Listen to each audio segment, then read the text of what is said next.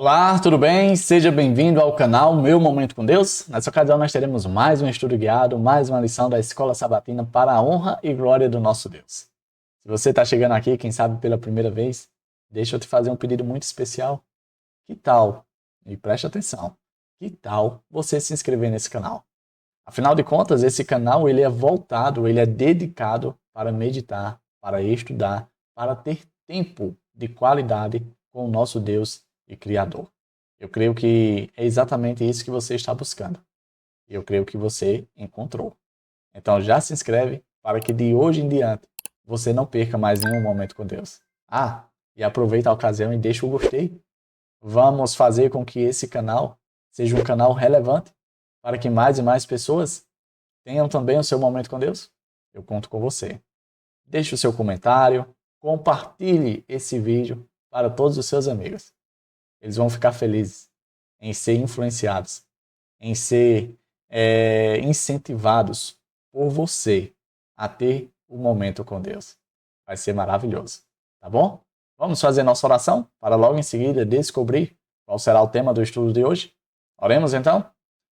Senhor Deus, estás nos céus, muito obrigado, Pai, por mais uma oportunidade de poder meditar na Tua palavra, de estudar, de refletir e, acima de tudo, de extrair lições e aprendizados para a nossa vida. E nesta ocasião, mais uma vez, o Teu Santo Espírito possa ser o nosso professor e que, por meio dele e da presença dele, o nosso coração fique cheio de esperança, de alegria e impressionados pela Tua presença. Perdoa os nossos pecados, fica conosco, em nome de Jesus Cristo. Amém. Pois muito bem, chegamos ao tema de quinta-feira. E o tema do estudo de hoje é a lei como promessa de Deus para nós. Em outras palavras, no estudo de hoje a gente vai ver que a lei de Deus ela assume um papel muito importante na nossa vida. E é o papel da promessa. Não tem nada melhor do que a gente receber uma promessa. Eu lembro que, quando criança, havia ali algumas promessas de tipo, olha, se você passar por prêmio, você vai receber isso. Se você fizer isso, você vai ganhar isso. E não tem nada que deixe uma pessoa mais motivada do que uma promessa. Dê uma promessa a uma pessoa e você verá essa pessoa não apenas motivada, mas engajada, mas podemos dizer assim, dedicada a dar o seu melhor. Tudo por conta da promessa. E é com base nisso que nós vamos buscar enxergar a lei dessa forma. Os 10 mandamentos como promessas de Deus. Eu separei alguns pontos e tem um contexto a qual nós vamos ler. O primeiro contexto está em Romanos. Romanos, capítulo 3, versículo 20 a 24. Diz assim, ó. Portanto, ninguém será declarado justo diante dele, baseando-se na obediência à lei. Pois é mediante a lei que nos tornamos plenamente conscientes do pecado. O que a gente viu no estudo de ontem. A lei não nos torna justos. A lei só nos dá discernimento, consciência, a certeza de que a gente é pecador. De que a gente, infelizmente, está intimamente ligado ao pecado. E que precisamos da graça. E aí continua. Mas agora se manifestou uma justiça que provém de Deus. Qual foi essa justiça que se manifestou de Deus? A pessoa de Jesus. Independentemente da lei, da qual testemunham a lei e os profetas. A lei e os profetas testificavam de Jesus. Justiça de Deus mediante a fé em Jesus Cristo para todos os que creem. Paulo atestando que é por meio de Jesus. Não há distinção, pois todos pecaram e estão destituídos da glória de Deus, sendo justificados gratuitamente por sua graça, por meio da redenção que há em Cristo Jesus. Mais uma vez, Paulo traz à tona a razão da existência da lei, que não é de salvar, que não é de justificar, que não é de redimir, mas sim de mostrar, de apresentar a nossa atual situação. Nós vimos ontem que a lei representa o caráter de Deus, e quando nós somos contrastados ao caráter de Deus, com relação ao nosso caráter inclinado ao pecado, a gente vê o quão distante nós estamos da pessoa de Deus. E por conta dessa distância, nós nos apoiamos, nós buscamos a pessoa do Filho, Jesus Cristo. E aí, por meio da justiça dele, dos méritos dele, da graça dele, é que nós somos aproximados ao Pai. Somos salvos. Olha esses pontos que eu destaquei com base nesse contexto que a gente leu. Diz assim, ó, o termo hebraico que se refere aos 10 mandamentos é dambarim, certo? E dambarim não significa literalmente mandamentos. Que interessante, né? O que foi então que traduziram como mandamentos? Então vamos lá. Mais palavras. Uma tradução mais apropriada seria palavras ou as 10 palavras.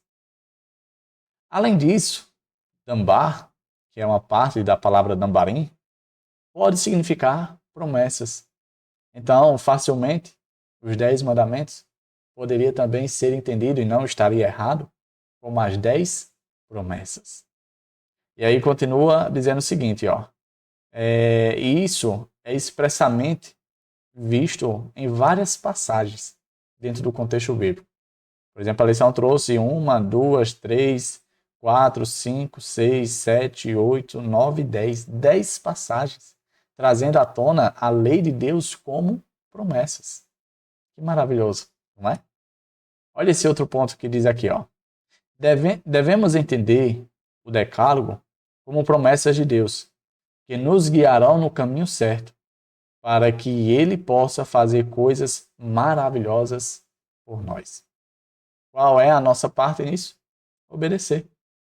Bom, se você recebe uma promessa, se você obedece, se você faz a sua parte, com toda certeza você será premiado, você será recompensado.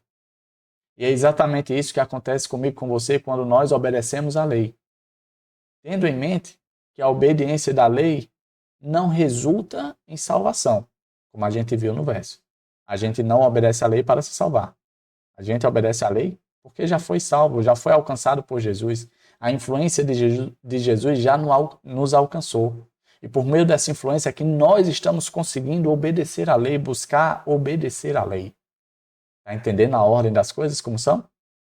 Aí, ao viver em obediência, nós seremos recompensados. A recompensa não é a salvação, mas são as experiências maravilhosas que Cristo irá proporcionar em nossa vida.